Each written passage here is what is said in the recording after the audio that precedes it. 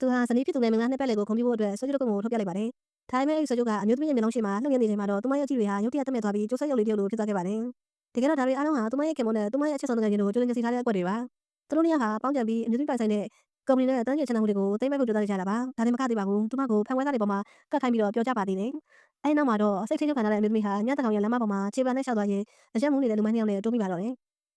လူမိုင်းတွေကသူမကိုကိုထွေးတစ်ယောက်စော်ကားဖို့ကြိုးစားချိန်မှာတော့သူမရဲ့ခန္ဓာကိုယ်တွေကတခြားသောစိတ်ခံတစ်ခုလိုထလာပြီးနှလုံးတွေဟာညီရဲတောက်သွားခဲ့ပါတယ်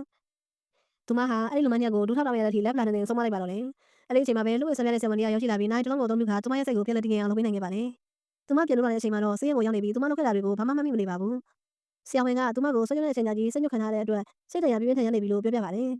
။အမှန်တရားကိုသိနိုင်ဖို့အတွက်သူမဟာစိတ်ညစ်ခံထားရသလိုမျိုးဟန်ဆောင်ပြီးခင်မဖြစ်စီရဲ့အရှိမပြောဆောင်နေခဲ့ရပါတယ်။ဒါပေမဲ့သူမအိမ်ရောက်တဲ့အခါမှာတော့ခင်မဖြစ်သူကသူမရဲ့မူမှန်မှုကိုရိပ်မိသွားပြီးဆေးကိုလွှတ်ပစ်လိုက်ပါတယ်။အဲဒီနောက်မှာတော့သူဟာဆွဲချုပ်ကိုထပ်ထုတ်ပြီးမိမကိုပြောတာကိုနားထောင်စမ်းလို့ပြောပြီးသူမကိုထပ်မံစိတ်ညစ်ဖို့ကြိုးစားပါတော့တယ်။သူမဟာခေါင်းတွေအရမ်းနာကျင်ပြီးစိတ်ညစ်မှုကိုခုခံနေရပါတယ်။သူမဒီတစ်ခါဟောလွန်မြောက်နိုင်ပါမလား